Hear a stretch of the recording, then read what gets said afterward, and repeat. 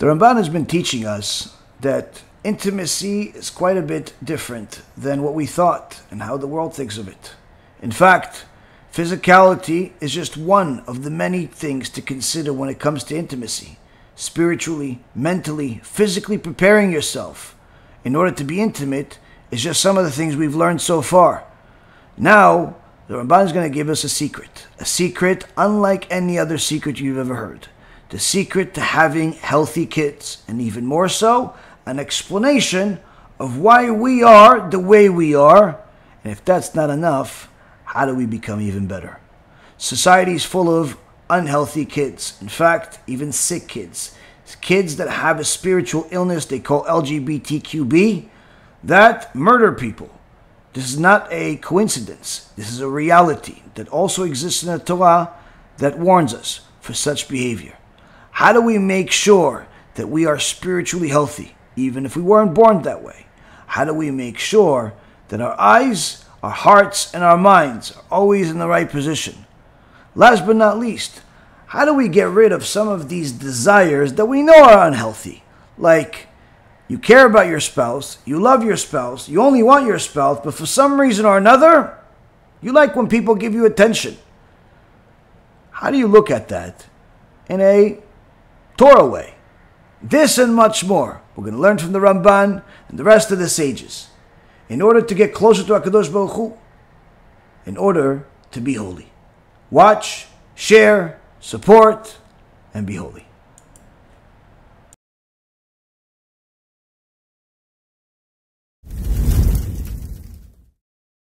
B'Shem Hashem na'aseh v'natzliach, Shiur Torah, Bruchim Habayim. We're back here on our Tuesday night Jewish intimacy series based on the Holy Sefer by the Ramban, written about 750 years ago. And this Jewish intimacy series, Baruch Hashem, has certainly changed quite a few marriages, quite a few lives, quite a few perspectives. And tonight we're going to continue on that and go to the next aspect of Jewish intimacy and how to produce healthy children, and also why we are the way we are. Tonight's shiur will be for the Ilui Nishmat of Avraham ben Dina, and also for the Refuah Shlema of Rabbi Ephraim ben Shulamit, Rabbanit Sarah bat Anat, Rabbanit Levana bat Sarah, Avi Mori David ben Esriya, Imi Morati Doris bat Jora, and also for the Atzlacha Rabbah for all of Am Yisrael, all of the righteous Noahides, Baruch Hashem, and also as a very big Mazal Tov for Marsha bat Julie for Baruch Hashem winning the court case after a long 2-year battle. A lot of prayers, a lot of good deeds done in the process to finally get her dear Ayla back, her dear daughter back, and B'ezrat Hashem she'll raise her and the rest of her kids with nachat, with Torah, with mitzvot, after the evil father kidnapped the kid while she was still literally an infant.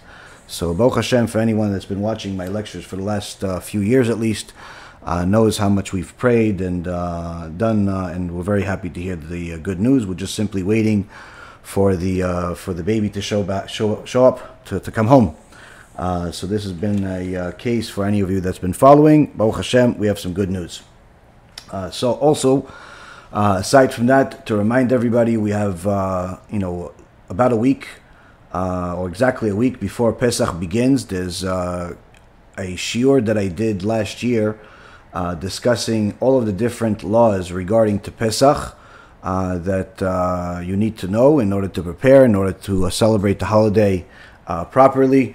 There's no real need for us to go over it again since nothing really has changed. But anyone that has specific questions that are not covered in that shiur, that are more pertaining to your life, feel more than free to send us the questions on WhatsApp, as that's usually the fastest way to get a response.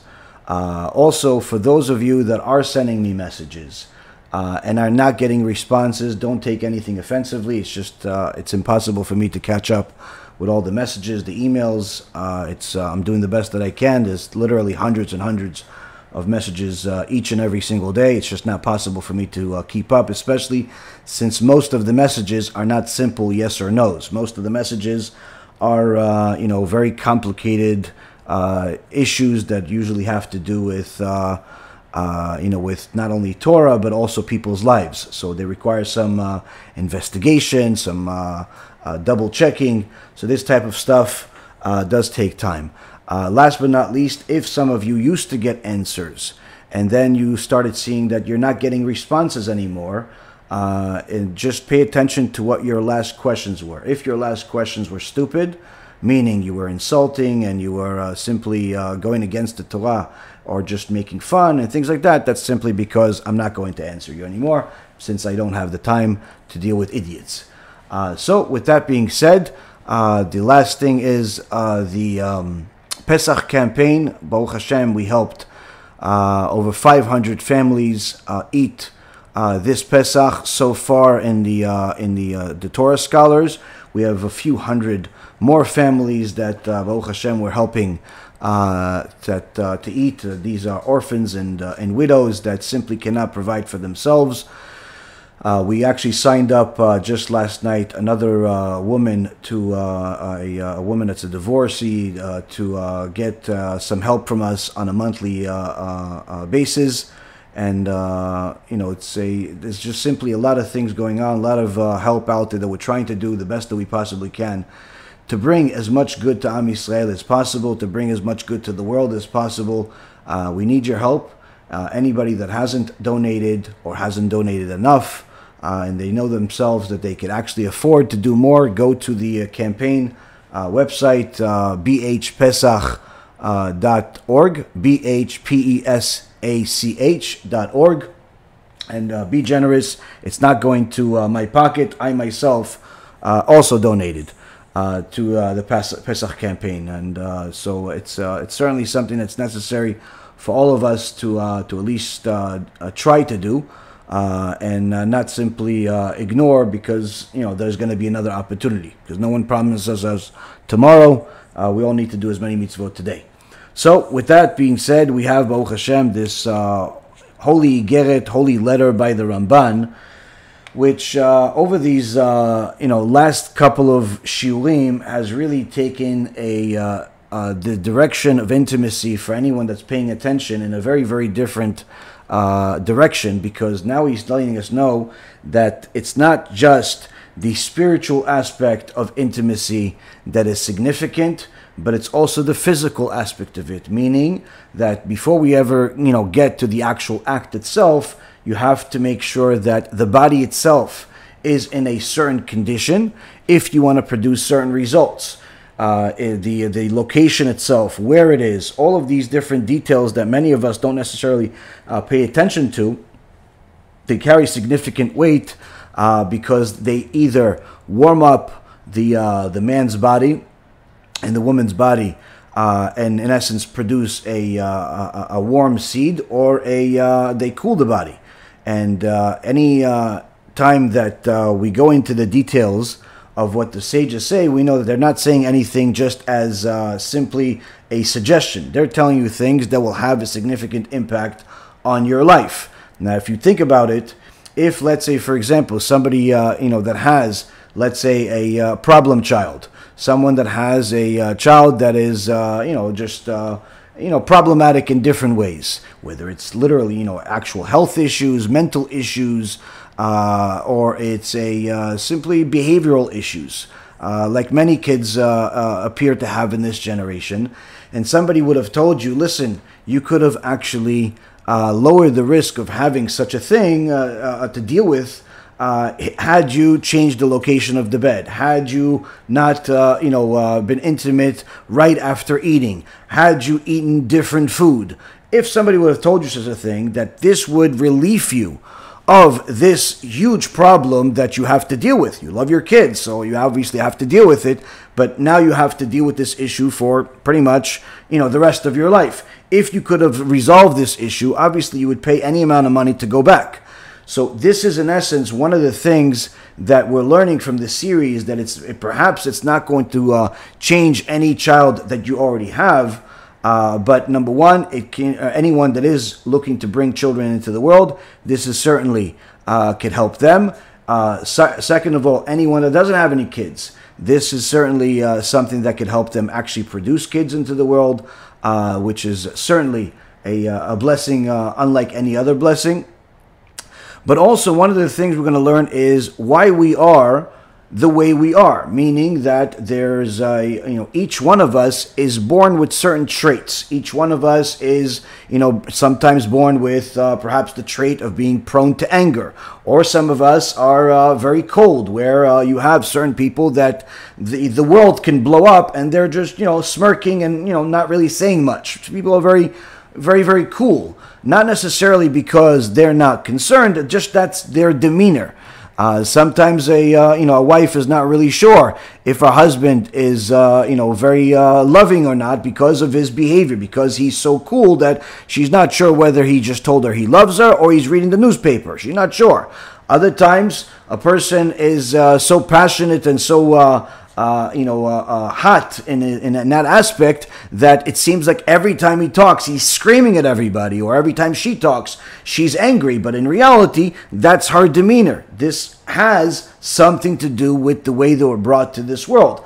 Now, of course, this doesn't mean that anyone that you meet that's angry, or anyone that you meet that's very, very cold, or the other things that we're going to discuss tonight, is just because of how they were brought to the world, because a person can change, which is really the biggest and most significant part of what we're going to discuss today, because everyone out there is born with certain tools, but everyone can change.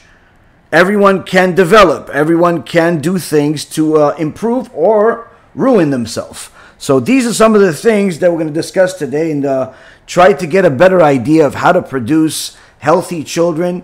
I've met quite a few people that have very sick children. Unfortunately, to deal with a sick child, whether it's autism or it's any type of other mental or behavioral issue, or any other type of physical issue, where they're missing limbs, or they're not able to function in certain ways.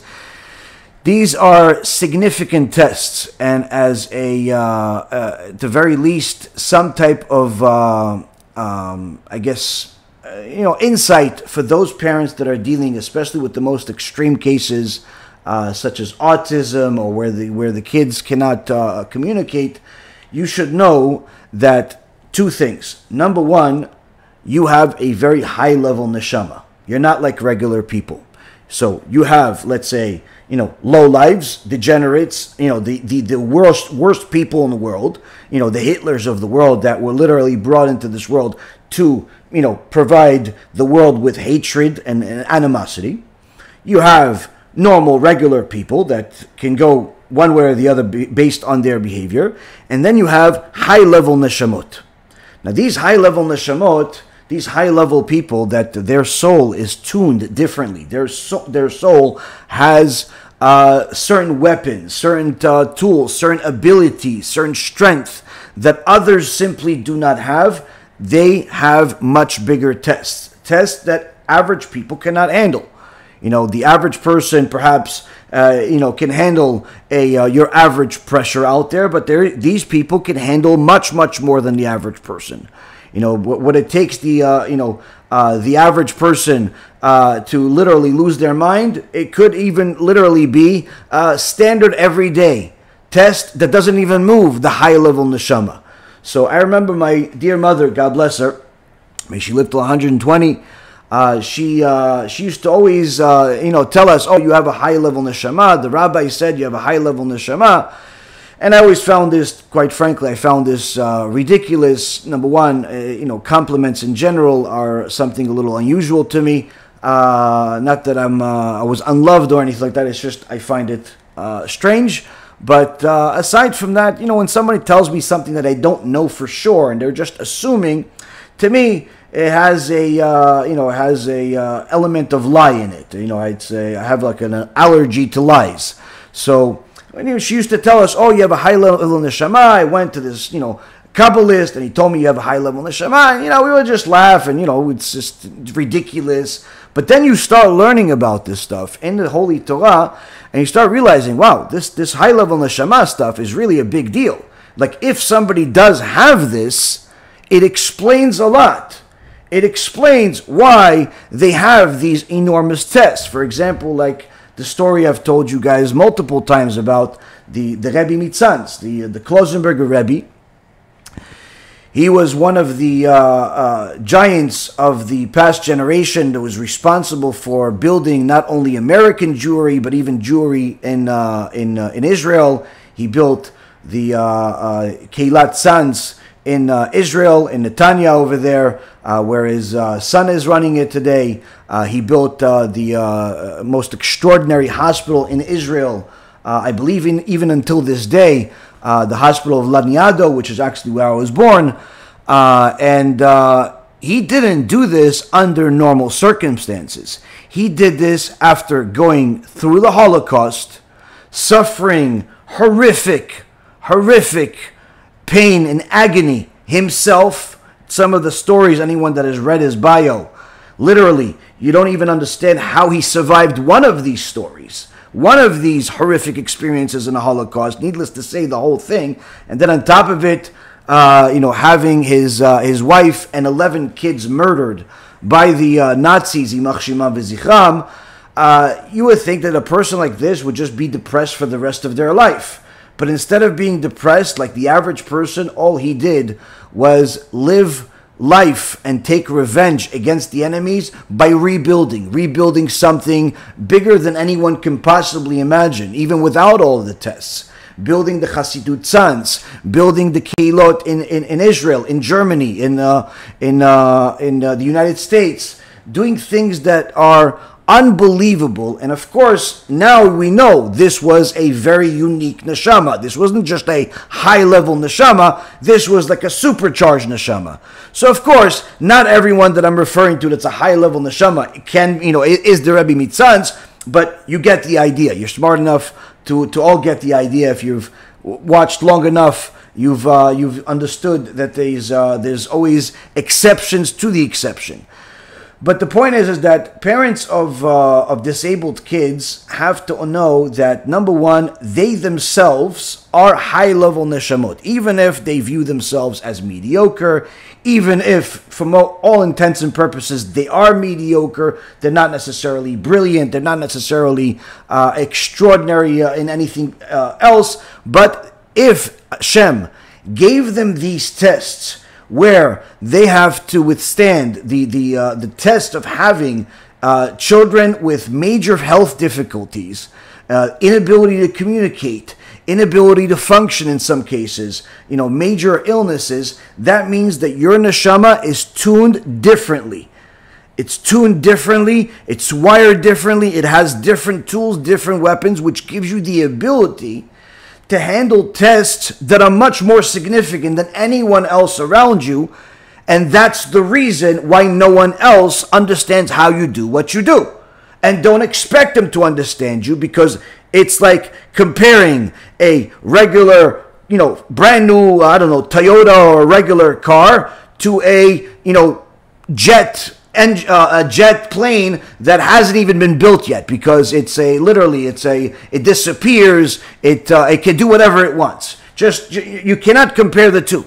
So when you tell your friends, family, and so on about the different things that to you have become normal, the difficulties to you have become normal, and you see that you're finding yourself looking at people that are dumbfounded, they have no idea how you do what you do, that's because your neshama was tuned differently. So that's at least one good thing that you could understand about yourself. It's not necessarily going to eliminate or ease the test, but at the very least you should know that you were given this test and the other person wasn't given that test, because you were also given tools that the other person doesn't have. The other thing that you need to know is that many sages have discussed it, the Arizal being one of them in Shara Gilgulim, is that many times Hashem has these tzaddikim, these extraordinarily righteous people that have lived their whole lives, that have achieved their mission in this world, but in order for them to go to either a certain level of heaven and get the ultimate reward, they have to clean up some type of scratch on their neshama, some type of mistake they made, some type of lacking that they have.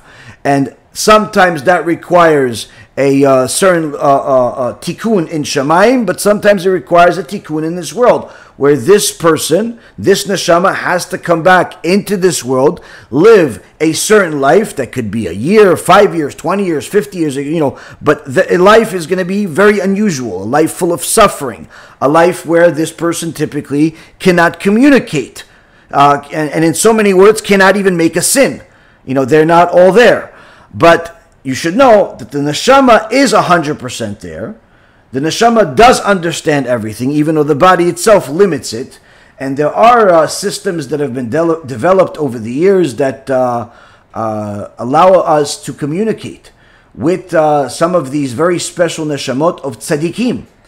And some of them actually even have the insights that are in the level of prophecy. As the Gemara says, that after the Bet HaMikdash was destroyed and prophecy was removed from the world, what remains of prophecy was given to people that have these mental deficiencies or mental conditions, if you want to call it, and to children. So sometimes you'll see that these autistic people are telling you things that only a extraordinary Torah scholar would even understand, needless to say. And sometimes they could even tell you insights about what is happening. And there's a few famous autistic Jews that are, that have discussed these things with the public, some on a bigger scale than others. And you see them, they can't function, they can't move. The only thing they can do is they can move their fingers to type on a very specialized computer. And they tell you exactly what you could never imagine could be known by anybody other than you. Why? Because they're telling you about you without knowing you. They tell you what you did that day. They tell you what you did 5 years ago, 20 years ago, who you were, what you were, all types of abilities that are not of the common man. So these types of special neshamot are in autistic children many times. Now, again, this is not always the case, but many times it is the case. So these types of tests, of course, are not easy, and they're not given to just anybody. And of course, none of us want these tests. Even if you see you hear everything I just said, you still don't want these tests. And needless to say, none of us want problem kids. I remember years ago I saw a video someone sent me of a parents giving their teenage son a brand new truck, a new truck. Now the truck wasn't new, but to him it was new. But this was a used truck. And instead of thanking and being grateful to his parents, this kid got so upset that he took a baseball bat and he destroyed the truck. Now, this is obviously a klipa. This is a horrible kid you never want to associate with. Needless to say, have. So it's very important for us to know what can we do, what can we contribute, what can we change in order to improve the health of the children that haven't come to this world. At the same token, we're also going to find out, why was I already an angry person when I was 8 years old? Why was I already a stingy person already when I was 10, 11 years old? Why was I, someone that, didn't really react to many things already when I was younger, before I learned about how to control my temper or anything like that? Why was I always cool-tempered? So some of these are going to be discussed tonight. So last week, in the last year, the Ramban told us that there's a teaching in the Gemara in Masechet Brachot that tells us that if you position the bed towards the side of the north to the south, meaning sideways, if you will, this is going to bring a lot of good. It's going to bring healthy sons. This is going to bring a lot of good. On the other hand, if you do it west to east, which the Shulchan Aruch actually says you should not, and some say even said you are not allowed to, but this can create problems. Now the Ramban Unlike Rashi, who said this is a segula, this is something mystical. The position of the bed is not just about the dynamics of your bedroom. This is something mystical. The Ramban says no. Put that aside for a second. This is something that has to do with the physical nature of the world, the physical nature of your bedroom, the physical nature of your body. And if you are careful about these things, you will have amazing results. Why? Because if a person understood already the last couple of lectures from this series that talk about the physical nature of the body, where you should never eat right before intimacy, you shouldn't eat specific foods. If a person eats, that food is digested. Digestive process warms up the body. Once that body is warmed, the seed of the man is warmed up, and the seed of the man can become too warm, too hot, and in essence damaged. And that damaged seed, if it ends up producing a child, will produce a problematic child. It could be problematic physically, could be problematic spiritually, could be both. So everyone that's has paid attention realize, okay, you know what? Believe or not believe, it's simply worth it to listen to the Ramban.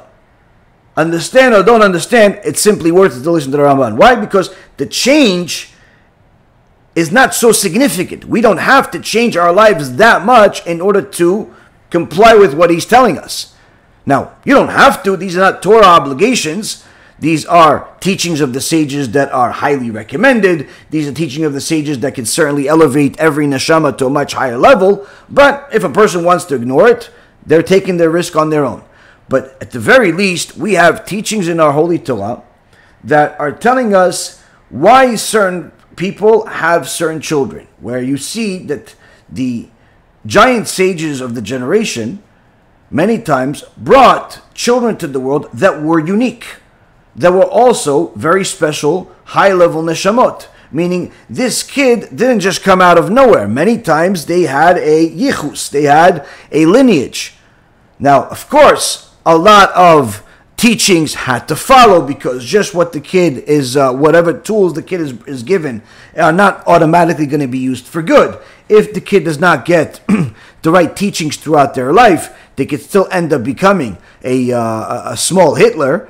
But at the same token, if the child is taught the right way and is given the right chinuch, then you can develop certain tools that Hashem gave that child, and literally bring another extraordinary person into the world that can bring light to the world. So this part so far we've gone over already. Now the Ramban is going to tell us about the outcome of whatever a person decides to do.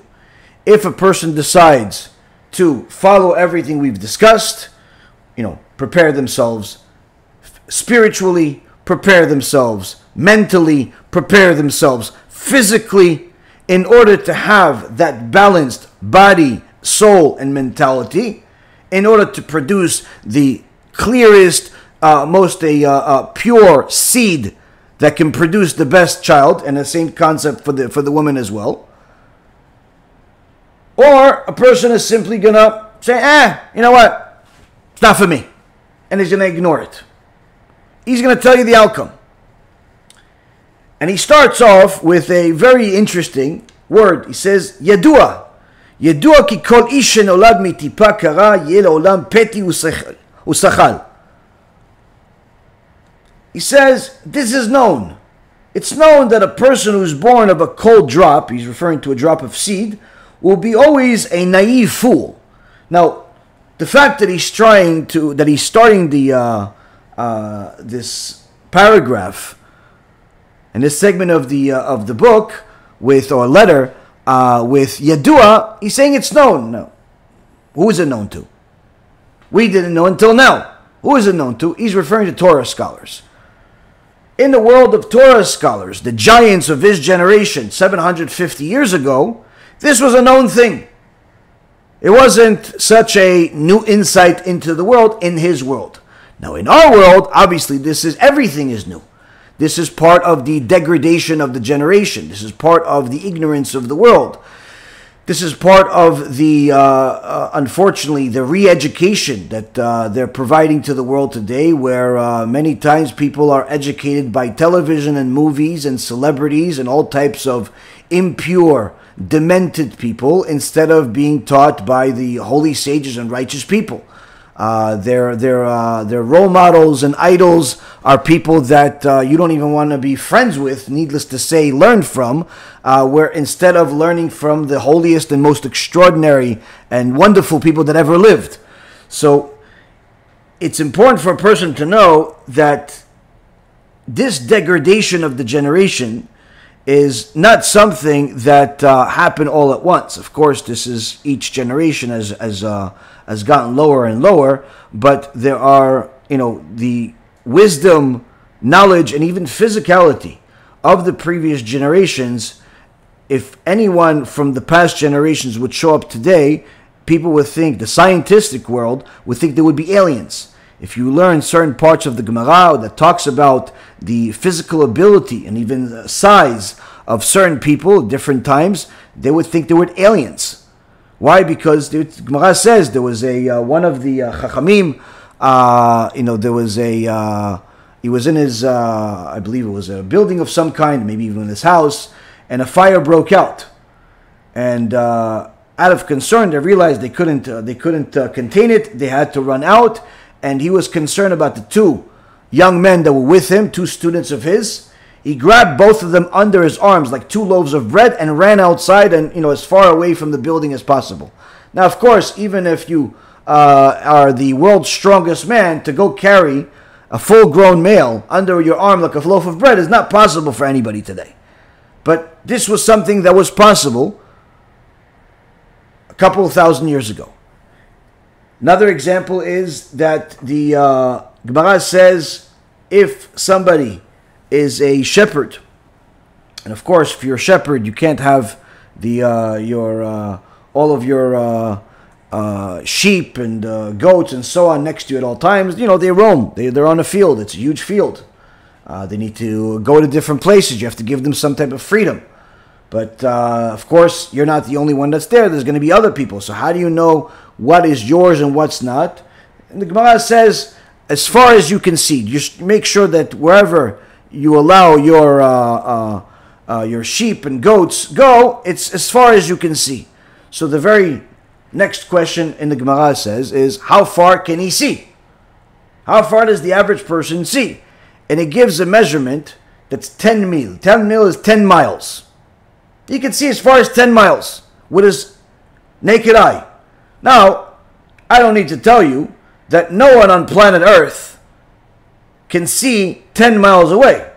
But in those days, you could. And there are many, many examples that we have in the Torah of how the physical nature of people was very different. Another last example that I've mentioned that has driven certain people crazy over the years until they learn the Gemara and they learn different parts that where this is simply a fact, not a theory, was that the Levi tribe, which includes Moshe Rabbeinu, were all 10 amot tall at least 10 amot. 10 amot means 20 feet. They're all 20 feet. Now the average person, what? Moshe Rabbeinu was a giant? No. To you, he's a giant because today people are not 20 feet tall. Today, people are, I don't know, if you're a 6 feet tall, you're considered relatively tall. If you're 7 feet tall, every basketball team on planet Earth is going to want you to play for them, even if you don't know what to do with the ball. So why? Because it's considered very tall today. I think the tallest man in the world is something like 8.5 feet or something close to that, 9 feet. So when you hear something like, oh, Moshe Rabbeinu, Moses was 20 feet tall, that sounds to you, oh, giant. No, he wasn't a giant. The entire Levi tribe was that tall. That was the standard. Now, for those that have trouble believing that, they should know that this was something that had to be, because in order to carry the HaKodesh, since part of the HaKodesh was There was the poles that were holding it up, if you will, that had to be on the shoulders of the Levi tribe. But then the Aron HaKodesh was, the poles weren't on the bottom of the Aron. They were in the middle of the Aron. Okay, so this Aron HaKodesh had to, it was the measurement required for whoever's picking it up for their shoulder to be close to 20 amot off the ground. Now, if they were even 9 feet tall, like the tallest man in the world today, the Aron HaKodesh would not be able to be carried. They wouldn't be able to carry it. They wouldn't be able to do anything. Now, again, the Aron HaKodesh really carried itself. It floated in the air. It split mountains. It did all types of wonderful things. But still, the way that Hashem wanted it and instructed us to do is that the Levi tribe would have to carry it. And they had to carry it on their shoulders. And again, make it seem as if it's being carried. The point being is that once you learn the details of how things function, you realize it's not possible any other way, meaning the physical description of Moses and the Levi tribe couldn't be anything else.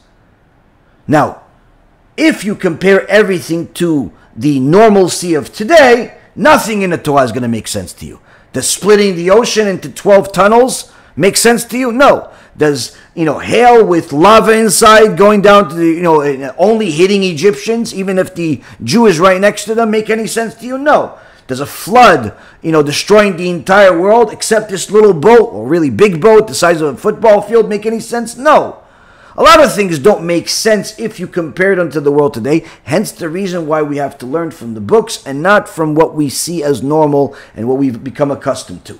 The same concept when it comes to intimacy, when it comes to marriage, when it comes to any type of ethical development that a person has in order to elevate themselves. They have to understand that they have to remove themselves from whatever they believe and whatever has become standard in the world. Because if they don't, if they're constantly comparing everything to where they are right now in order for them to justify it, they're not going to survive a single page in any book in the Torah.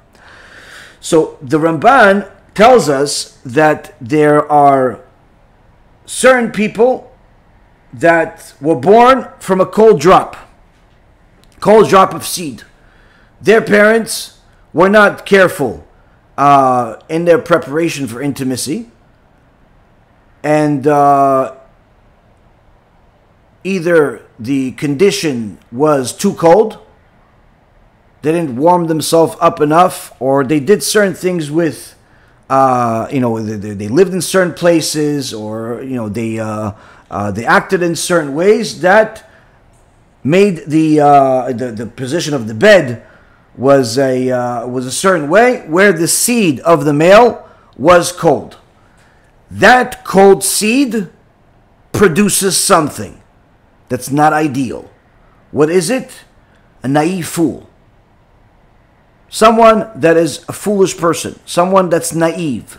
Someone that is not going to be the person that's going to have the best memory. Now again, these are tools they're born with. Doesn't mean that they have to stay that way, which we'll discuss in a moment. But this is what is a result of the cold seed. On the other hand, if someone, let's say, ate right before intimacy, or someone was angry, they got into a fight, and then they were intimate, or someone is intimate in a very hot environment, let's say instead of being intimate as the sages instruct us to do it only in the middle of the night and not during the day. One of the reasons is, aside from modesty, is also because it's cooler during the night, even in hot climates. So places like the Middle East, where Am Yisrael spent, their history for their first couple of thousand years, this was a hot climate. Whether it was in Babylon, in Iraq, in Egypt, in Jordan, in Israel, all of these Middle Eastern countries, they're all very hot. So if a person wanted to bring a neshamah, the ideal time to have intimacy would be during the middle of the night when everything cooled down, because if they ignored this instruction and they were intimate during the day, aside from it being not a modest thing because people could hear, people could see, it's not the ideal time to do things. This produced a hot seed. Now, what happens with the hot seed? He was born from a heated drop, will always be an irritable, impatient man, easy to anger. So already we see that the seed being cold or warm has an impact on whatever is going to come out of there, whatever child's going to come out of there. If somebody that was in the, let's say in Russia or Poland or Canada or any of these really cold climates and was not careful enough to make sure that they prepared themselves and they did whatever they wanted to do in a cold environment, that produces a certain type of cold seed. That cold seed produces a cold personality. On the other hand, someone that lived in a hot environment that wasn't careful also produced a hot seed, which produced a irritable, angry person. It's interesting that this is obviously just a personal just insight, I would say. It's not something that the Ramban teaches here, but it's interesting that if you actually compare the people that come from Russia, Poland, the Ashkenazi Jews, many of them they do tend to be more likely to be more cold, more calm, personalities. This is not chas v'shalom to say they're stupid or they're naive. This is just the cold seed of that environment produced that type of personality, which again has its benefits, which we'll discuss. But we see that part of the world does produce that type of personality. On the other hand, the people from the Middle East, people from my ancestors, people that are from Israel today, or people that are in different hot climates, they tend to be more angry. They tend to be more hot-tempered. They tend to be sometimes less patient. So it's not just a coincidence, I think. I think obviously it has a lot to do with what the Ramban is saying. Now, the Gemara in Masechet Orayot, in the last daf, says that there is a dry brain and a wet brain. Two types of brain. Meaning, brain. What is this dry brain or wet brain? The dry brain, where it's less fluid, produces a greater memory. The person that has a drier brain will have a much, much better memory. And the person that has a more wet brain will not have as good of a memory, but will be sharper, more analytical, and able to look at certain details that the one with the greater memory is not capable of doing. Now, in those days of the sages, there was really two types of descriptions. One was a Sinai, and the other one was Oker Slaim. So one was compared to Mount Sinai, and the other one was uprooting mountains. What does this mean? The dry brain with the greater memory, he was compared to Sinai. The one that was with the wet brain, the sharper, more analytical mind, he was the one that was uprooting mountains. And the multiple places in the Gemara, there is debates. Which one is better? Is it better to have a better memory, though less analytical? Or is it better to have a not as good of a memory, but you're more into the pilpul and analyzing things and looking at the things perhaps in a different way than the others? Now, whatever your opinion is, the Chachamim concluded Sinai is better. Sinai is better, meaning the better memory is more valuable in the world of Torah. And this is why they gave the top job to Rav Yosef instead of the Rabbi. Rav Yosef was Sinai, and Rabbi was with the uprooting mountains. So today, the world has changed in its perception of things. Even though the knowledge has gone down, you would think that people would say, okay, listen, good memory, or, you have a sharp brain. You would think that, you would hope that once in a while you'd find somebody that has one or the other.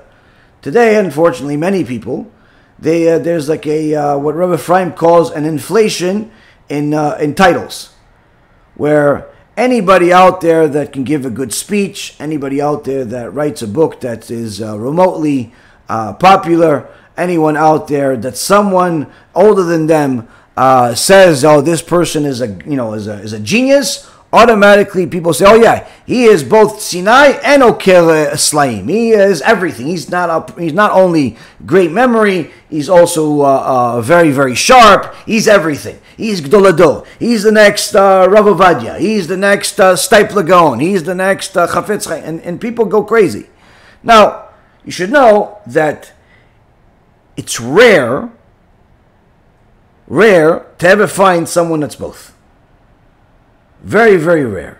So rare that here we have two extraordinary sages that are named in the Gemara that were so holy and wise and so close to Hashem that they were able to revive the dead. Anyone that's, the Gemara in Masechet Avodah Zarah says, anyone that's named by name in the Gemara, in the Talmud, that means that they were already had the ability to resurrect the dead. So, Rav Yosef and Rabbi are not given this title of both, but rather just one of them. But yet today people say, "Oh, listen, my rabbi, he's everything. He has a great memory. He's analytical. He's everything." So it's again a little bit of a jab on our generation that to take it easy a little bit. Your rabbi may be great. Your rabbi may be very, very smart. May have even a very good memory, but to start throwing titles out there and give all of them to people only lessens their value. It's the same concept in the world of business. If you anytime I would do business with people, and they would give the business card, and anytime I would see that somebody has a business card with like a whole bunch of different titles, usually I know that this person has some type of problem. He has some type of personality disorder or some type of self-confidence issue. Something's wrong with this person. Why? Because why do you need all these titles? Other than spending more money on ink, what else does it give to you? And as we discussed in previous lectures, we don't have to go over again, is that, people usually overcompensate. They spend too much time on the outer image, on what people see, and not necessarily enough on the inner image of what's in them, their ability, their skill, their what really is them. So this is another part of falsehood that's unfortunately very common in the world. So if you see how the sages, the greatest sages of all time, whether the ones from a couple thousand years ago, or even the ones that are among us or have been among us for, let's say, the last 30, 50, 100 years, when they were presented to the public, especially during the earlier times where they had a little bit more control over what's being said about them, you saw how they literally didn't view themselves anywhere near as great as what people view even someone that is remotely popular. Many times they would frown upon the fact that people gave them so much honor and titles. Many of them hated the titles. Many of them refused to have these titles. But today, anybody that is holding a event, a lecture event, or inviting some a rabbi, the Talmud Chacham from Israel, on the poster, you're always going to find the Gaon, the Tzaddik, the Kadosh, the this, like literally 50 different adjectives describing this rabbi before he even showed up. So the inflation in titles, unfortunately, is not just in the business world, it's also in our Torah world. But the key is to know that since the Ramban is following the teachings of the Torah, what Masechet Orayot is saying, it's either uprooting mountains or it's someone that's Sinai. That means that aside from there being these two different descriptions, that means that, and it being rare, that means that if he is Sinai, meaning if he has a good memory, he's usually not very good at analyzing things, as far as the small details. If he has analytical skills, he's usually not one with great memory. Meaning, it's usually not both. The same concept when it comes to the naive fool description that the Ramban is giving, and the angry person, the hot-tempered person. It's rare to find someone that's naive and at the same token hot-tempered. It's rare to find someone that has a cold personality, but yet is easy to anger. Meaning that although, yes, that soul has a negative part about it, where, okay, he's prone to anger, but at the very least, he's not going to be one of these psychopaths that keeps that anger internally and then eventually blows up and kills people like some of these psychopath LGBTQBs are killing people today in schools and everywhere. You know, which, by the way, as a side note, just so you know, the last 4 sociopaths that kill people, whether it's the Colorado Springs shooter, or the Denver shooter, or the Aberdeen shooter, or the Nashville shooter, all of them were part of the LGBTQB sociopath world. So this is not a new thing. This is, as I told one of my dear Talmidim earlier today, this is nothing new under the sun. Shlomo HaMelech says nothing new under the sun. That means nothing new under the sun.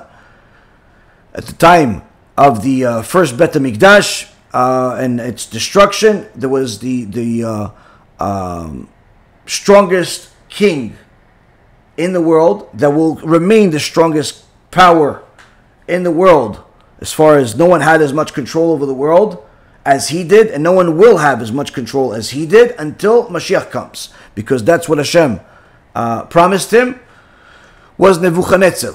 Nebuchadnezzar got this message from Daniel the prophet, and when he had the dream of the different statue with different, part of it was gold, part of it was silver, part of it was stone, and copper. Point is, the interpretation of the dream, part of it was that Daniel was telling Nebuchadnezzar that his kingdom, Nebuchadnezzar's kingdom, was blessed to be the strongest one that's going to exist until Mashiach comes. So that means that Nebuchadnezzar had literally access to anything and everything he could possibly imagine. And anyone that has seen some of the archaeological findings that are in a few books, one I've showed you before and others that are out there, of Babylon and how he built it, the statues and everything else, literally was a magnificent place. So you would think that someone with access to anything and everything that they want, they would, be someone that takes advantage of everything and anything that they want, but not takes advantage of something that is not really, supposed to be. But yet, Nebuchadnezzar, one of the things that he's known for is that as he would invite all of the kings, he had kings under him that were ruling different countries in the world, but they were all subservient to Nebuchadnezzar, and he would invite them to see him, and every time he would invite one of these kings, he would rape the king. He would rape the king. Now, you have access to every woman on planet Earth. You have access to every level of beauty out there. You have access to people that, want to be with you, even if you're crazy like that. Why rape another man? Needless to say, why? This is it. When a person accustoms themselves to follow their lust, whatever their lust says. Meaning, if they want something today, they're going to get it today. If they have a desire now, they're going to fulfill that desire now, without any restraint.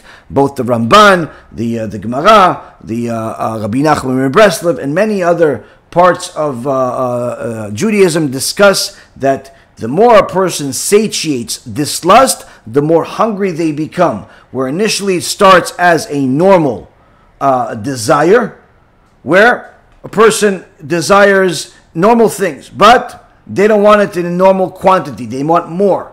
So initially a person will start with wasting seed, but not wasting seed like a person with normal desires, but rather abnormal, where you have, unfortunately, many of these young men and sometimes older that I help get out of this addiction to pornography and all types of other filth. Many of them literally come, deathly sick. Now, they don't even realize that they're deathly sick. They just think, oh yeah, I have this problem. And then when, sometimes you get certain details from them. Many times they volunteer the details. Tell, oh, listen, I waste seed twice a day, 3 times a day. And I'm thinking to myself, wait a minute, what? Even if you were married to 5 women, you wouldn't have to do that. Like, who, what, when? 3 times a day? Like, how do you even have the energy? But this, unfortunately, is one of the things that the Satan gives a person the strength, is actually there's a greater desire to waste seed when a person is by themselves than even with other people. But initially it starts with losing control when it comes to wasting seed by self. Then it expands to wanting to waste seed with others. If a person doesn't start controlling themselves, then they're going to become promiscuous, meaning they're going to want multiple people. They're not going to settle for one person. Even if it's a wife that loves them and adores them and takes care of them, adultery is right around the corner. Whether it's the secretary, or it's the doctor, or it's the accountant, or it's your best friend's wife, there's no control. Once a person sees their lust as a top priority in their life, there's simply no control. And the Ramban says it doesn't stop there. Because as the person gives themselves more to satisfy their lust, they're going to desire more, which means eventually it's not going to be enough to be with just one partner or even with multiple partners. They're going to want something more taboo. So they're going to do things that are more taboo, which is, it could be multiple partners, it could be all types of different filthy behavior that I don't have to give you the details of, and I could just allow you to understand already from the words, amevin yavin. But if that's not enough, if the satiation is not going under control, the person takes it to the next level and could easily go into the world of homosexuality.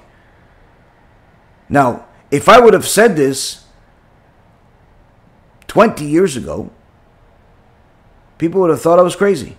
Why? Because, what are you talking about? Just because the guy is promiscuous, he's going to become a homosexual? That's crazy. That's, stereotyping. That's fanaticism. No. But now you know it. Why? Because everyone has heard, either directly or indirectly, about all of the horrible things that are happening in the celebrity world, where literally, people that portray themselves as gangster rappers, tough guys, actually have to submit themselves in horrible ways in order to get what they want to get. And sometimes they desire it themselves. And many times people justify it. Either it's for career, or it's for this, or it's for that. Meaning that homosexuality is practically a standard in the world of celebrity, in the world of Hollywood, in the world of success. This is why also pedophilia has obviously gone up and is on the rise. And the reality is that this all begins with behavior. Are you going to contain yourself and understand that you have to act like a human? Or are you not going to contain yourself and act like an animal, where, simply put, you're going to fulfill every desire that comes up? Now, even when that is not enough, there is obviously the expression that goes even beyond that, which goes into bestiality. The people that have researched this in the world of science have linked the high rate of erectile dysfunction and erectile cancer with the people that live in countries where bestiality is higher, such as Brazil and other countries that have this as a standard, where the custom of the people in the country is bestiality, meaning it's part of the things that they literally teach their kids. Oh, before you get married, train on the donkey, train on some other filthy, disgusting craziness. Like, how would anybody even come up with such an idea? Why can't you just, get them married, or even if it's without marriage? Like, how did you go that far? How did you go that far? That's because whoever was teaching them was already at the complete psychopath level of satiating their lust, where there was no lust, they would contain. They simply would meet every single type of desire. And they had students, and those students had students, and this is what you have. You have people in the world that literally have bestiality as perfectly fine in their eyes. So there's nothing new under the sun. Absolutely nothing new under the sun. Same concept which was happening in the violence comes with it. So the discovery of the media and the world that the shooters happen to have this type of behavioral traits is nothing new for anyone that learns Torah. Why? Because this is what happened in the past. This is what, for those people that do that, this is what happens going to happen today. Nothing new. So with that filth in the back of our mind, and hopefully very, very far back, we have to go back to trying to attain holiness. But first and foremost, we have to identify the risk of not attaining holiness by simply ignoring holiness and simply looking for just meeting our desires. A person has a desire, let's just meet it like a horse, like a donkey. Why? Because this is the biggest wall that's standing between you and becoming holy. It's controlling your desires. If a person allows themselves to control their desires, they could attain holiness. If a person does not allow themselves, they could literally be a corner away from becoming one of the demented people that I just discussed. Now, why do I say allows themselves? Because the average person will say, no, I can't do it. I can't do it. I need this. I need that. No. You don't need. You want. You don't need. Humans are not animals that are required to live based on instinct. Humans have a mind. Hashem said when He created you, whether Jew or Gentile, He created you in His image. Meaning you have the mind, you have the mindset to be able to determine the difference between right and wrong. If you do not have the ability to determine between right and wrong, that means you are somebody that should be removed from society. You have some type of mental condition. We have to enclose you to protect you from yourself and from other people. But if you are not part of those people, you are part of society, that means that whatever desire and addiction you have, it's in your control. And thereby, you have to allow yourself to overcome it. Because you can. Regardless of what the addiction is, and regardless of how long you've been doing it. So, the Ramban says that this also has an impact on marriage and on the children. Because if a person views their marriage either as simply a place to fulfill their desires and that's the only thing, or simply views their wife as a baby oven and that's the only thing, and simply views their intimacy as what the animals view it as just simply an act, a sexual act, not an act of intimacy, then none of what we are teaching can help them. Why? Because they're going to ignore all of it. they're simply going to ignore all of it. If he or she thinks that every time they have some type of physical desire, they have to fulfill it, nothing can help such a person. But if a person wants to at least try, then they should know that when they ignore it, there's a consequence. The consequence is the cold seed. The cold seed will create a certain personality. Or warm seed. Warm seed will create a certain personality. The upside is that if you educate yourself, you'll understand also why the kids that you have are the way they are. You'll also understand why you may have certain traits the way you are. Now, it's not necessarily always the case because you've obviously already grown up and you've already done your own thing. And if you've surrounded yourself with a bunch of angry people, then you're more likely to become one of these angry people because you've surrounded yourself with gangsters, you surrounded yourself with mobsters, you surrounded yourself with criminals of all types that have told you and have taught you that anger is a portrayal of confidence rather than it's a lowliness, it's a low life trait. That ignoring the emotions is a way of showing strength rather than insensitivity. So if you've brought yourself into that, then obviously whatever you were born with is not necessarily as relevant. So the Ramban is telling us that one of the things that's important to know is that if they are one, they're usually not the other. They're usually not the other. And characteristically, this difference between the two are things you can build on in a positive way. Meaning that if a person is, let's say for example, born from a cold seed, and they tend to be more cold personality, they can express that negativity but still in a positive way. One of the things that you'll see among some of the Chachamim in the Ashkenazi world is that many times they don't speak much. Rav Yosef, alav shalom, was asked, what is a goal that you think a person should have in their life? He says a person should live a life with a goal that during, let's say, their 70 years of life, people won't talk about them. They would simply stay out of conversation. They won't be the highlight of conversation. They won't be, constantly causing people to pay attention to them.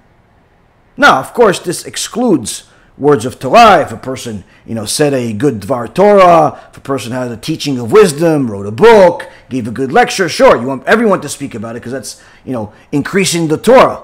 But we're talking about outside of Torah.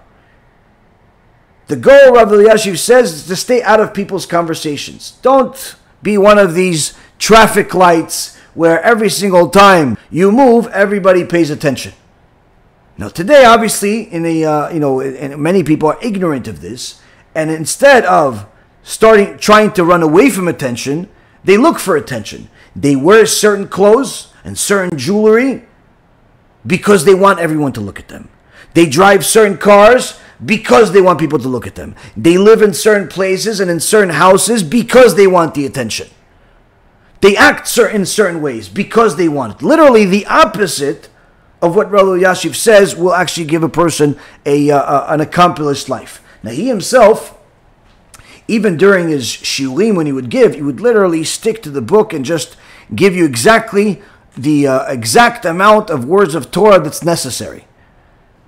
You're not going to hear Rav Yosef start giving you some sob story of having a tough day because he's only sleeping 3 hours a day and studying the rest of the time. You're not going to hear that. So he lived, Baruch Hashem, till 102 years old, and when he left this world, in this orphan generation, he left this world with, I believe it was almost 1,000 grandchildren. And a Torah that's being learned, a Torah that's being followed, teachings, a stamp that he put into the world of Torah that is we can only wish to have a fraction of it. So, an accomplished life is an understatement. But without saying much, without looking for attention, without saying, hey, look at me, I have this, I know this, I wrote this. No. He stuck to the principles that he taught, and the whole world knows who he is. Even Goyim know who Rav Yosef was. People that are not necessarily always very aware of who Torah scholars are and who they aren't. So,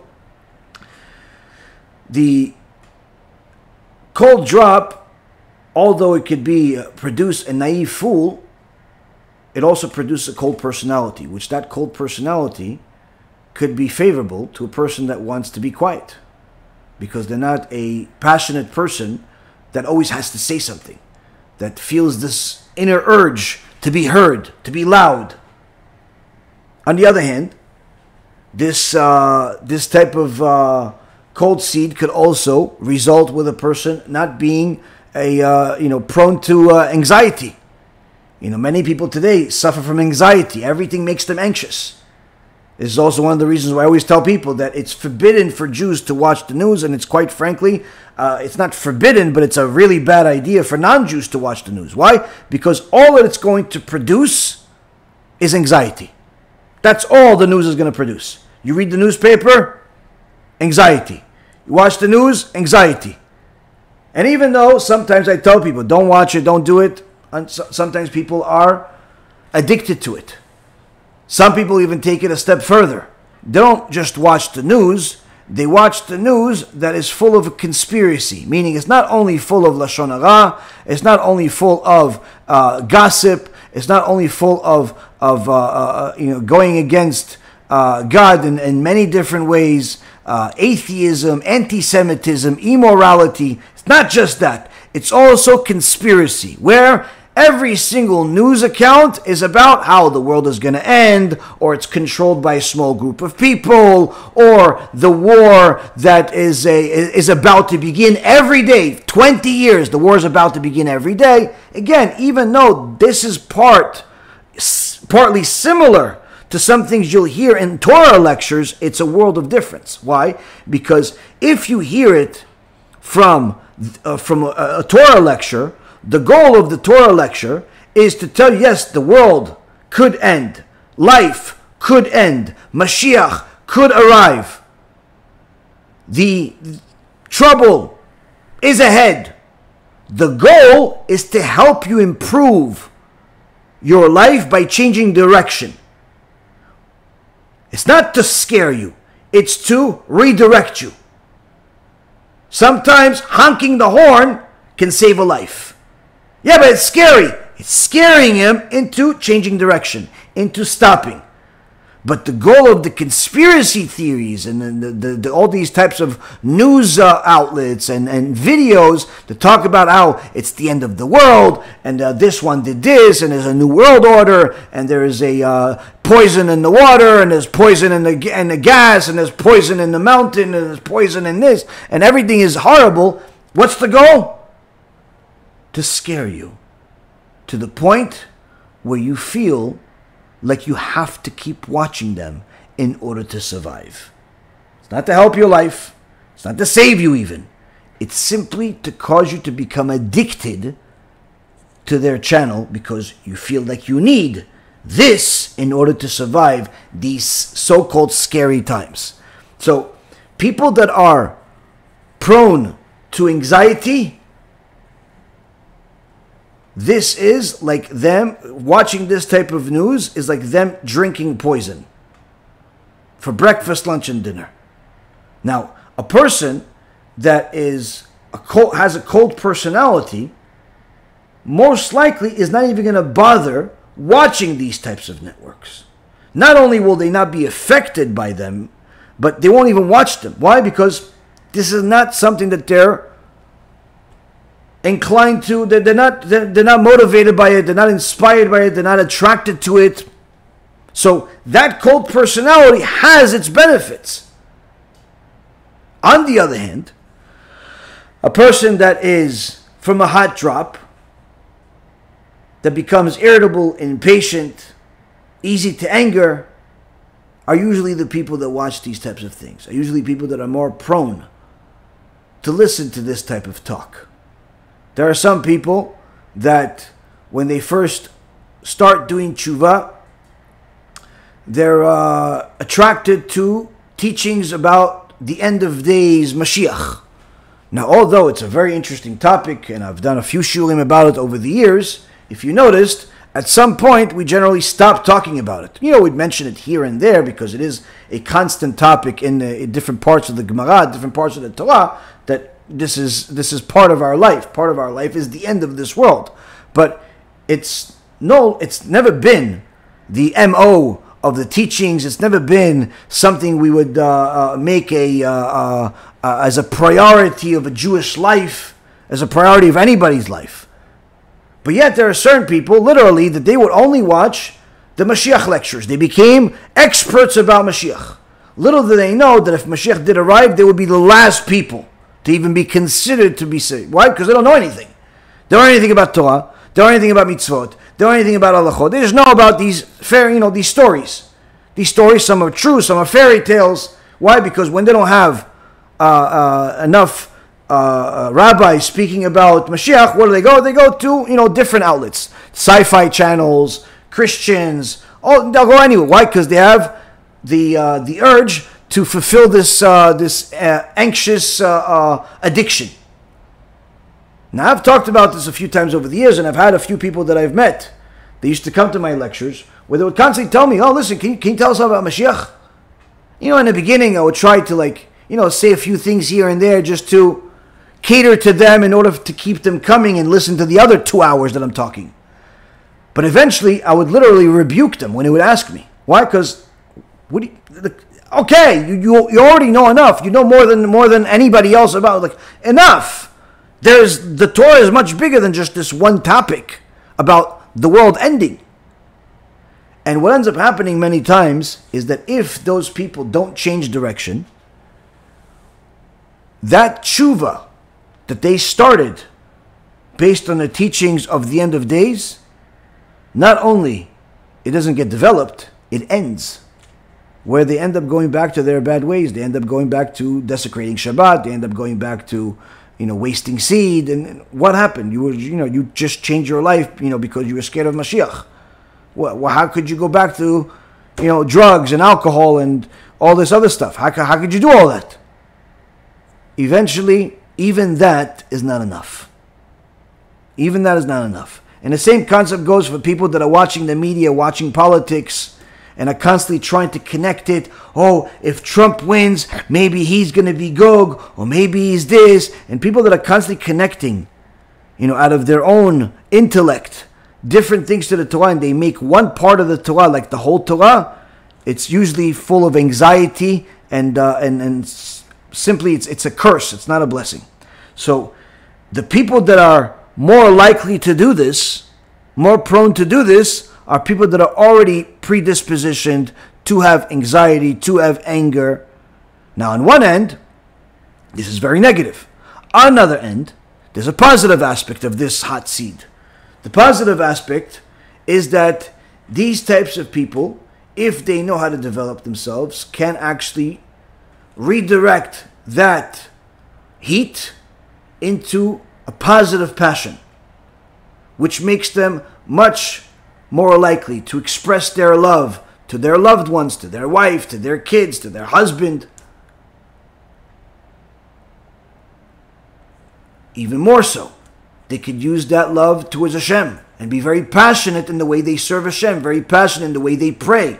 You could see them pray and literally cry just on a basic, average, everyday tefillah. That's one of the things we saw with the Rebbe from Mitzantz.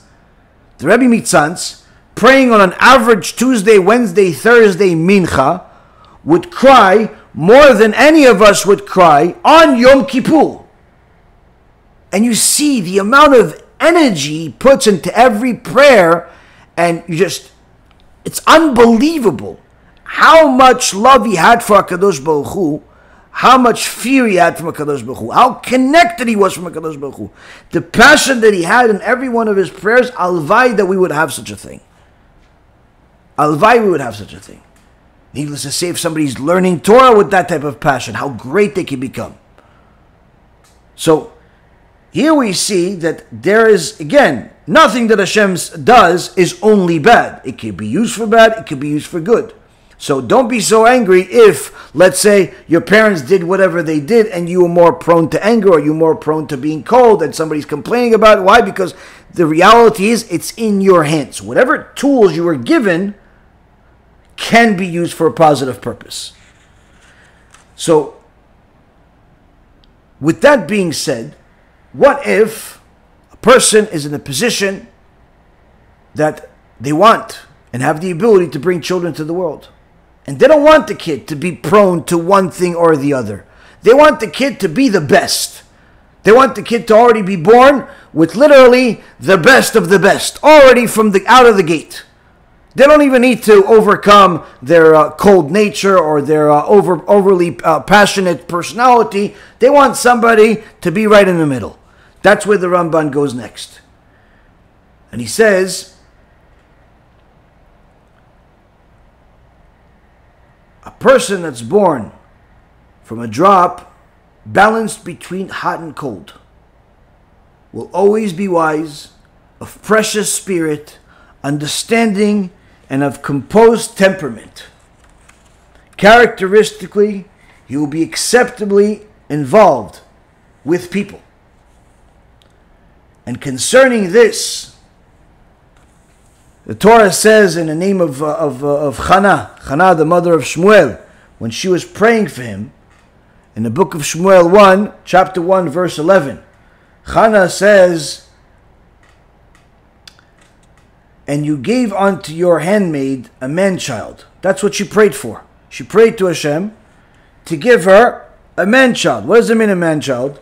The Gemara in Masechet Brachot, page 31b says, which the Ramban is bringing, is that the sages interpreted this to mean that she will have a child who is neither swarthy nor pale, neither foolish, neither tall nor short, to teach you that all of these qualities will be in moderation, a blending of heat and cold. And this, says the Ramban, is the secret explaining between north and south. This is the secret of male children of which we have spoken. Here we see one of the most famous stories in the Tanakh, the story of Hannah. Hannah is dying for a kid. She is literally yearning to have a kid. She cannot have a kid. Her husband is married to two wives. The second wife, Pnina, is having one kid after the other. And although she meant well, she would cause a lot of sorrow to Hannah. She meant well. She wanted her to pray even harder for Hashem to give her a son, to give her kids. And because of that, she would say, "Oh, look, I have a shirt for my kid. What about when you have a kid? Or do you have a kid?" And she would do certain things to cause her to cry, because she wanted her to cry to Hashem so Hashem would have mercy on her. But she ended up getting punished because that was not the right approach. Let's just say that. Either way, this Hannah, this tzadikah, who the Gemara in Masechet Brachot says that from her we learn how to pray Amidah, from a righteous woman. She prays for an average kid. She doesn't want him to stand out. She doesn't want him to be too tall, too short, too pale, too stupid. No. She just wants a regular, average kid that could simply serve Hashem. That's what she wants. She doesn't want him to be a center of attention. And what does she get? She gets the most righteous person of his generation. And the Gemara says that Shmuel was the equivalent of Moshe and Aaron together in his generation. Now, you see here that not only does she pray for something that perhaps the average person would say, wait, why wouldn't you ask for the best? Why wouldn't you ask for something, someone that's, has his own show on YouTube, on CNN, I don't know, on some HBO network? Why wouldn't you ask for someone that's really gonna be very successful and rich? Chana says, no, that's not the important parts of life. The important parts of life is to be able to serve Hashem in peace. And how can you serve Hashem in peace if people are constantly bothering you? Either because you're too this and you're too that and you do this and you do that and you're constantly center of attention. No. I just want my son to serve Hashem. So it shows us that when we're praying for Hashem to give us something, we shouldn't ask for extreme cases. We should ask Hashem to just simply give us the best thing for us. The Gemara in Masechet Moed Katan says that there was a Bachur that was in a yeshiva that would come to the shul and he would cry. And one of the Chachamim saw him cry. And he says, why are you crying? He says, oh, Kavod HaRav, I want to marry this girl. And she doesn't want to marry me. So I'm crying to Hashem to soften her heart and convince her to marry me. The sage says to him, don't do that. Don't tell Hashem to cause you to marry a particular person. Maybe she's bad for you. Just tell Hashem to send you a zivug, to send you a shidduch, send you somebody to marry that's the best thing for you. Don't ask for something specific with Hashem. He didn't listen. Some time passed, and this Chacham came to visit this town again. And he sees the same guy crying still. He says, you're still crying over the same girl? She's still about her not marrying you? He said, no, Kavod HaRav, you don't understand. She did marry me. Okay, so why are you crying? Now I'm crying for Hashem to have mercy on me and get her out of my life. She's torturing me. I hate her. The Chacham says, the Gemara says, from there we learn, don't give Hashem conditions for the salvation. Just ask for the salvation. Ask for the blessing. Ask for the blessing. Don't ask Hashem to do something specific. So here we see that Chana didn't ask for the greatest and the best and the tallest and the... No. Just want calm, collected, basic, out of center of attention so you could serve Hashem in peace. Because that's why I want to have a son. And this reminds us of what we talked about last week, where sometimes you'd ask people why they want to have kids. You know, they say, listen, Rabbi, can you pray for me or do something so I can have a kid? Now, usually you don't ask people why they want to have a kid because you assume they want to have a kid for the right reason. But today, you have to think twice about that. Why? Because the average person, if you do ask him, doesn't give the right answer. You ask him, why do you want to have a kid? Oh, I want to build my name. Oh, I need some help, as I get older. And the reality is that if you want to build your name, buy a building. Make a new chocolate bar. Start a company. Call it after your name. Get a business card. Put your name on that card. You don't have kids to build your name. Building your name, you're not supposed to have kids for that purpose. That's not a real reason to have kids. That's just an arrogant way to express yourself. Same thing when getting help. Get employees. Get employees. Get a dog. Get customer service. You don't have kids to get help. Sure, kids should help their parents. And sure, kids should certainly produce enough good that it's a good name for the family. But that's not the reason to have kids. To have kids, the purpose is to have more ways to serve Hashem. More ways to serve Hashem. Because as a parent without kids, he's limited to how many ways he can serve Hashem. He's limited to himself. But now if he has a kid, or 2, or 5, or 10, or more, now he has more ways to serve Hashem. He has more mitzvot to do, the Brit Milah, or to teach his children modesty, or to make sure she marries a tzaddik, an avrech, and not some gangster, to give them the proper chinuch, to teach them how to behave, to teach them morals, to teach them Torah and mitzvot. There's a whole slew of mitzvot that a person cannot do without having kids. Meaning there's a whole slew of opportunities to serve Hashem that are simply not available to him or her until they have kids. But if you want to have kids to build your name, you want kids so they can help you, you want to have kids for the wrong reason. We see Chana the tzadikah. She wants to have a kid for what? So she could serve Hashem. So she could serve Hashem in a way that she wasn't able to do without.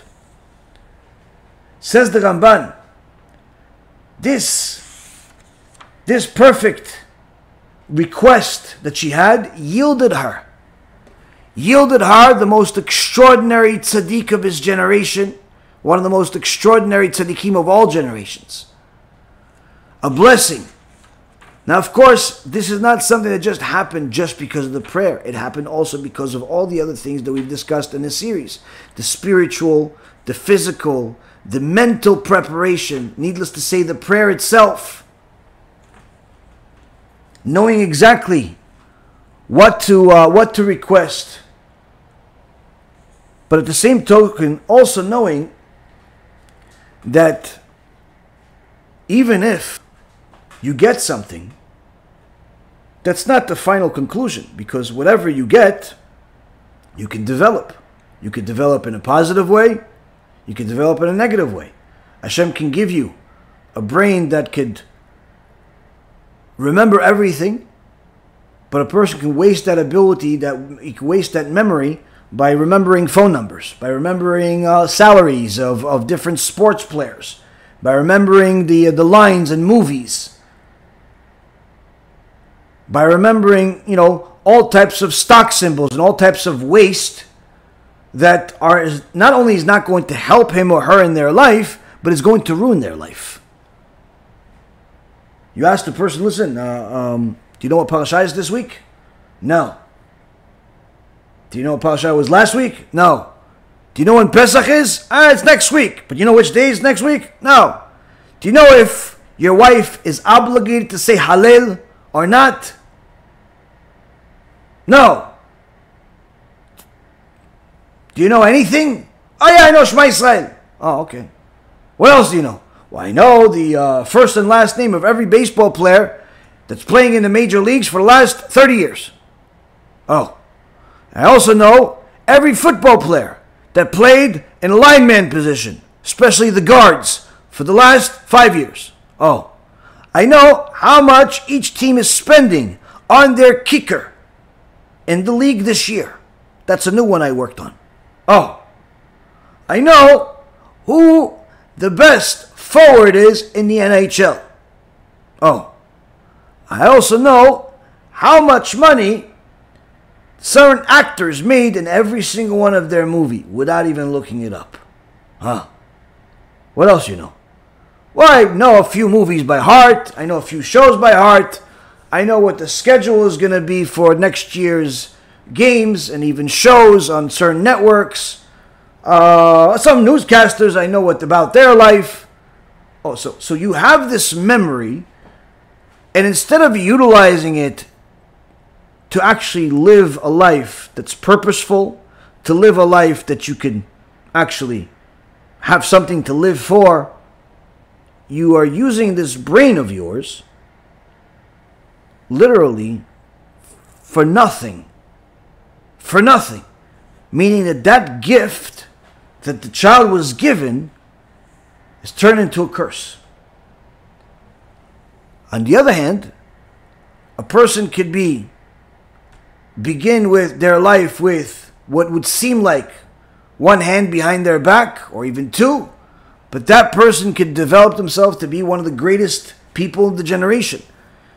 There's a reason why the Gemara in Masechet Brachot in multiple places says that greater is the Baal Teshuva than even someone that was frum their whole life. Why?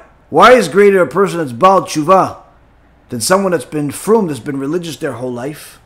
Now there are multiple explanations of this. One of the explanations is that the Baal Teshuva has seen and felt and tasted the desire and still ended up choosing Hashem as a result. Whereas the person that has been religious their whole life and righteous their whole life never tasted the poisonous lust. So he's not really sure what he's missing on, so he doesn't have as much desire for it.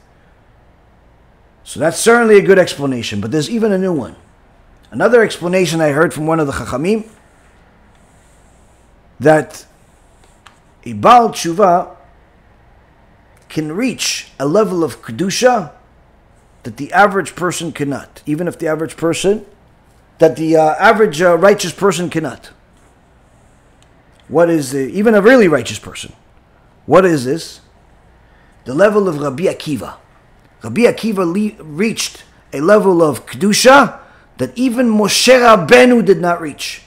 Now don't get me wrong. Torah says that Moshe Rabbeinu was the prophet of all prophets, and no one will ever be as great of a prophet as Moshe Rabbeinu, even Mashiach. No one ever was, and no one ever will be as great of a prophet as Moshe Rabbeinu.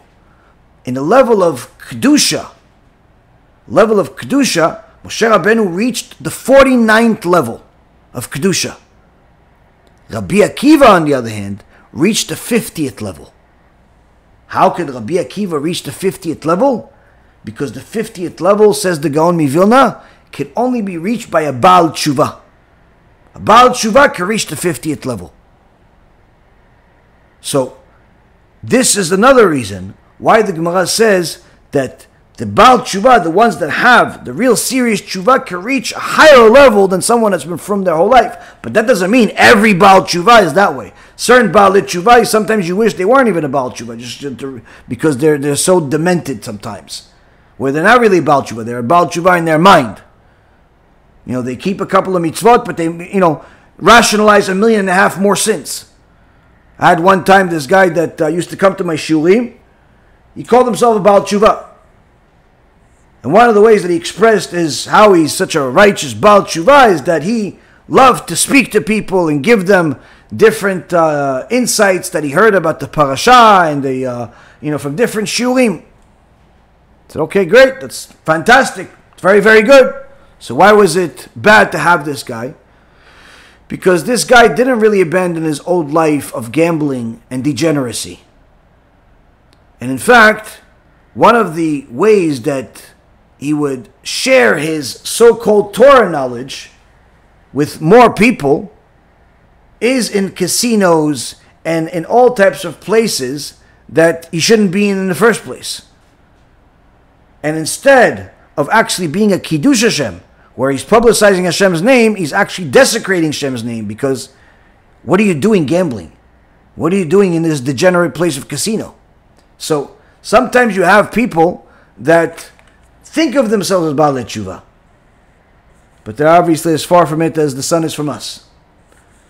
So on the other hand, there are certain people that are born with certain deficiencies that end up becoming great.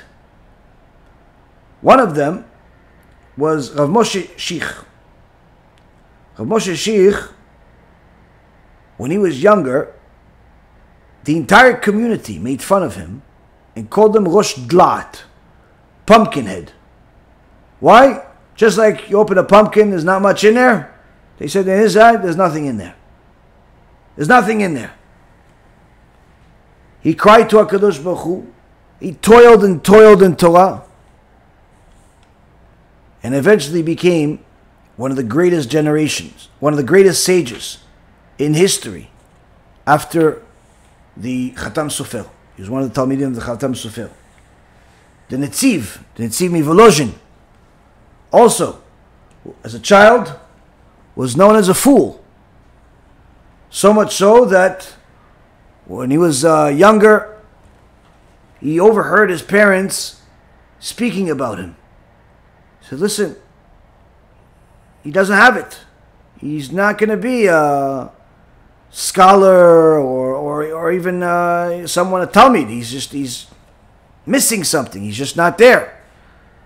It's better that we just take him out of the yeshiva, spare ourselves the expense, spare him the agony, and just send him to be a laborer. He has a good heart. He could do good things.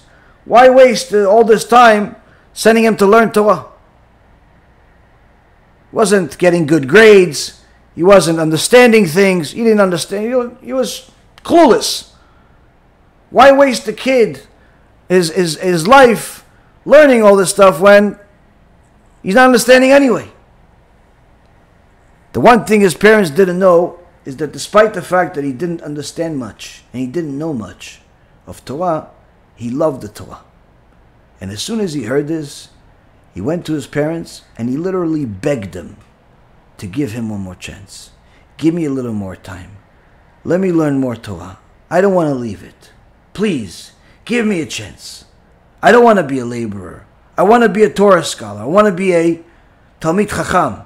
As far as that is from what the current reality is. No one could possibly imagine him becoming one of the, even, forget about one of the Gedolei Ador. No one even could possibly imagine seeing this kid becoming an avrech that learns all day. And that's exactly what happened. He became one of the Gedolei Ador. Became one of the giants of the generation. Everyone knows the story of the Ramban. The Ramban, Maimonides, when he was a young boy, his brothers, his older brothers from a different mother, used to make fun of him. They used to call him the butcher's kid. Because his mother wasn't the same mother they had. His mother was the granddaughter of a butcher. Whereas their mother came from a rabbinical family. He says, so it's, the reason why you're stupid is because you came from a butcher, that's why. And he didn't know much.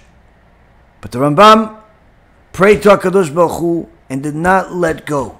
And he continued and continued and continued, learning as much as he possibly can until HaKadosh Baruch Hu opened up his mind and made him the greatest of the generation. Moshe ad Moshe lo haya ke Moshe. From Moshe ad Moshe, from Moses, from Mount Sinai, that took us out of Egypt, that got the Torah, the prophet of all prophets, until Moshe ben Maimun, till the Rambam. There was nobody like Moshe.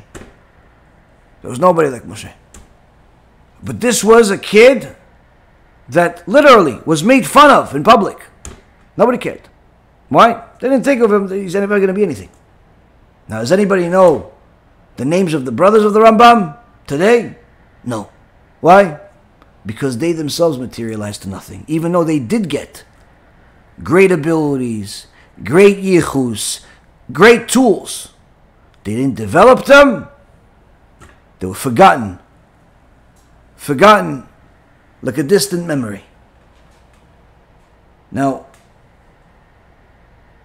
the Pri Megadim also says that if a person wants to be a Talmud Chacham, they have to use whatever gift they have.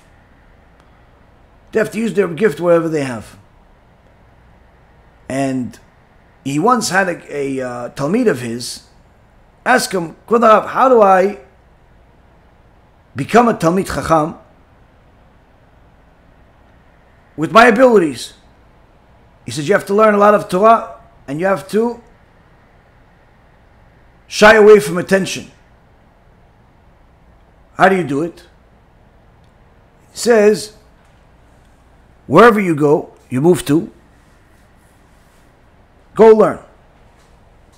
When people come to you, they see, same guys in the shul and in Bet Midrash all the time.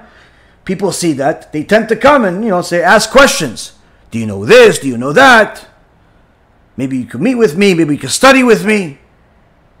You're not going to become a Gadol b'Torah that way. You have to learn. So how do you get them to off your back? Very simple. Act like as if you don't understand the question. Act like you don't understand the question. Why? Because they already have a rabbi in the community, wherever you're moving. So these people can get the answer that they need somewhere else. They don't need to get it from you. They're just interested because you're the new face. So what do? Act like you don't understand. So when they come to you and say, listen, I heard in the Gemara, in a Masechet Sotah, it says that the process of the Sotah is that because she's a wayward woman, she's suspected of cheating on her husband, they would have to take her through the whole process before they make her drink the waters. And part of the process was removing her kisui rosh. But that was after they've already ripped her shirt. Does that make sense that would be after? What do you answer to such a thing? Oh, there's such a Gemara? Like that? You sure? That's how it says? Yeah, it's right here. It's right here, and I show you the question. Wow. So what was the question again? So as soon as they start seeing that you're confused even what they're saying, it's like, oh, this guy, what a waste our time. So Pri Megadim says, that's what you get to be left alone. Go learn. Eventually, you could teach. But for now, focus on learning. Meaning, use this ability that you have of not being overly sensitive to the surroundings by being cold to people in such a fashion where they'll leave you alone. They'll leave you alone. Now, one of the things that people sometimes are born with and sometimes they develop that can destroy blessings in their life, and in fact could destroy life altogether, is yearning for attention. Now this is unfortunately common among everybody to a certain extent, but it's more common among women, where they're yearning for attention. I had a woman, religious woman, once asked me, why is it that even though I'm religious, I'm married, I love my husband, everything is good, I'm still very concerned about other men finding me attractive? Why is it that that happens? Now the answer is, Rabotai, it may shock you. And the reason why is because the average person doesn't look at it that way. The average person says, oh, maybe she wants attention, but that's not true. Why? Because she just said she loves her husband, everything is good. Meaning she's not lacking attention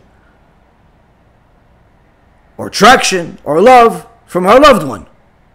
But still she wants attention from another guy or any guy without any commitment, without any actual relationship with that person. But it's important for her that every man finds her attractive.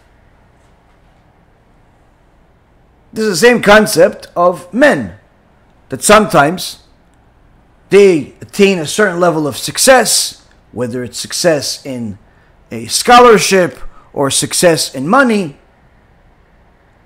They want, even if they're married and with kids and everything, they want their peers, their customers, their environment to know who they are. And they like to say, do you know what you're talking to?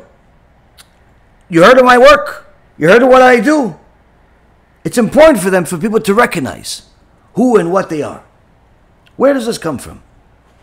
Now, the source of the source is arrogance. But there's different types of arrogance. And the truth is that this solution, just by saying it's arrogance, is not going to be sufficient. Why? Because a person doesn't know how to deal with it. So you have to give them a practical solution. And this is what Rav Yosef taught me.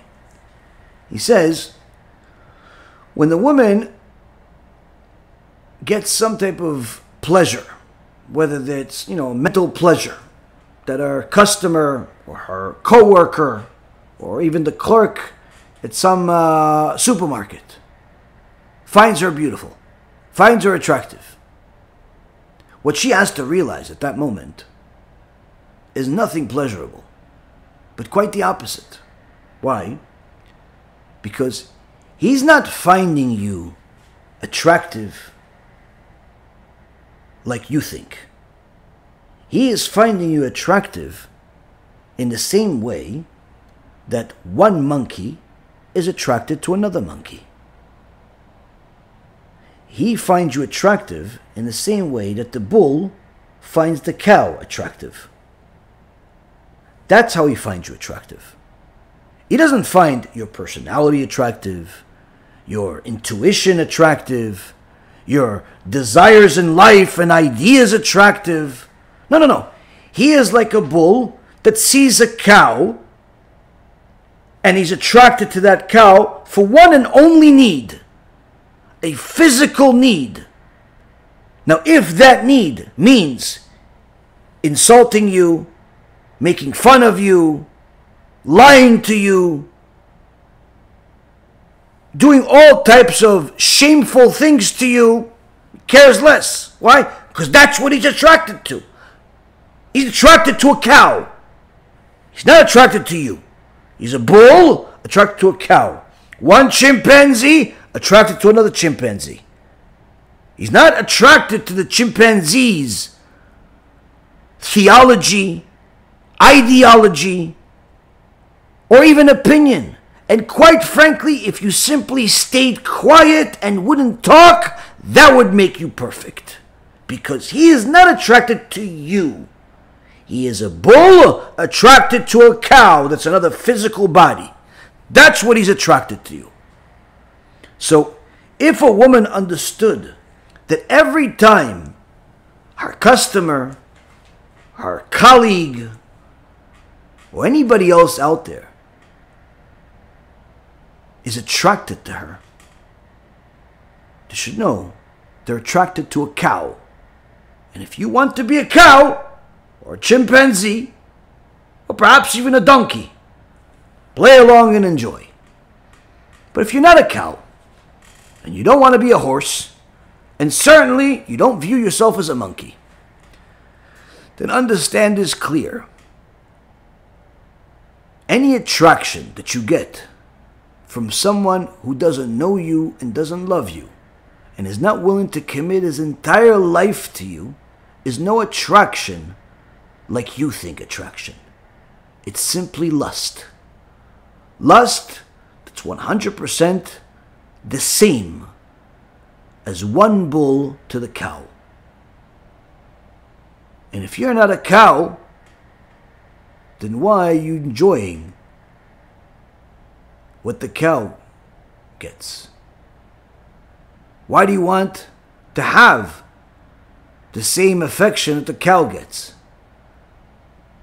You see, if a person understood the level of shame that this type of attraction really is, they would never desire it.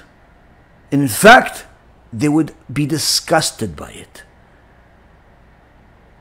They would be disgusted that any man views them in such a fashion.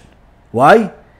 I don't want you to think of me as some piece of meat that you just want to treat like a piece of garbage, that you care less about what I talk about and what I say and what I think and what I want, or even whether I'm alive or dead next week.